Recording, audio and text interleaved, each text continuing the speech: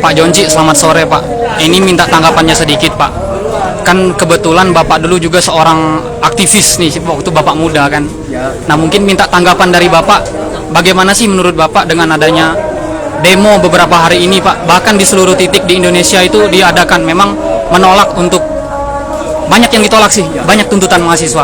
Bagaimana ini tanggapan Bapak Pak? Ya memang gerakan mahasiswa itu sebuah keniscayaan Ya. bahwa memang itu tugas yang melekat pada mahasiswa. Mereka anak-anak muda yang punya idealisme tinggi sedang mencari proses pembelajaran. Lihat fakta di lapangan antara yang mereka pelajari di dunia kampus dengan kenyataan di lapangan, ada kesenjangan, ada gap, ada perbedaan, pasti ada perasaan memberontak dari mereka.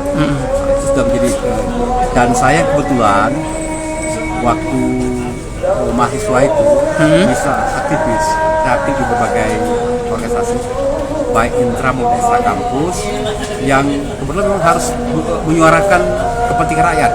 Nah sekarang di tengah pandemi yang belum tahu kapan akan berakhir,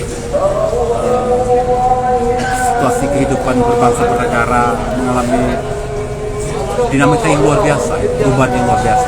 Kenaikan harga-harga barang, kenaikan minyak BBM, kelangkaan BBM itu dirasakan oleh masyarakat dan mahasiswa pas merasakan itu. Nah yang berani menyuarakan itu mahasiswa. Dan memang sudah harus begitu, dunia mahasiswa harus begitu. Mereka di samping belajar menjadi tugas pokok mereka peduli terhadap lingkungan sekitar mereka. Nah, mungkin berdasarkan pengalaman Bapak dulu kan sebagai aktivis, ada nggak sih Pak perbedaan kira-kira aktivis dulu dan sekarang menurut Bapak gitu? Secara garis besar, insya Allah sama, menyuarakan kepentingan masyarakat, kepentingan rakyat itu menjadi visi mahasiswa.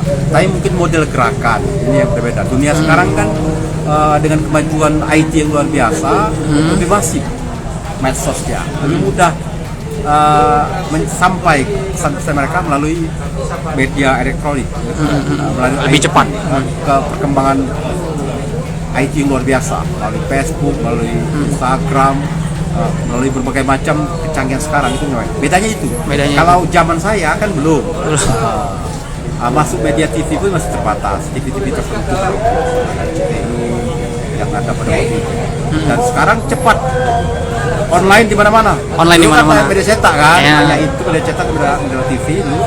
Nah sekarang itu yang membedakan. Kalau isu cara pergerakan itu saya rasa sama. Mungkin ada sedikit cerita Pak untuk dulu pas Bapak demo gitu, apa saja sih yang Bapak suarakan dulu? Saya ya puncaknya itu kan reformasi 98. Tapi kita mulai saya waktu 90. Hari pertama saya masuk UGM, saya melihat demonstrasi soal perang dulu. Itu yang membekas dan kemudian proses perjalanan isu yang paling berkesan pada saya itu bagian tentu kita kan bubarkan dulu Fungsi ABRI, Soeharto juga. Itu yang sangat besar waktu saya jadi mahasiswa itu. Saya termasuk saksi sejarah, pelaku sejarah tumanya Soeharto. 20 Mei itu saya bersama-sama gerakan mahasiswa seluruh Indonesia, kita datang ke Jakarta, ke Senayan.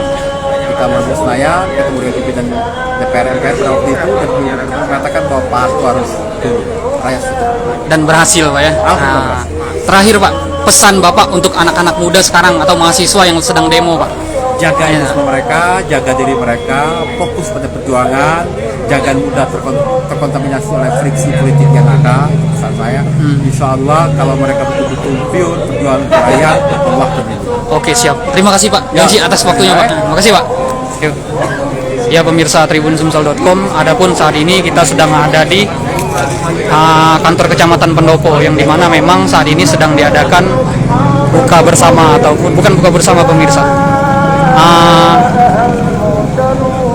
Safari Ramadan, begitu pemirsa, kira-kira pemirsa. Mungkin cukup sekian dari saya pemirsa tribunSumsel.com. Kurang dan lebihnya mohon maaf. Wassalamualaikum warahmatullahi wabarakatuh. Jangan lupa subscribe, share, komen, dan like ya.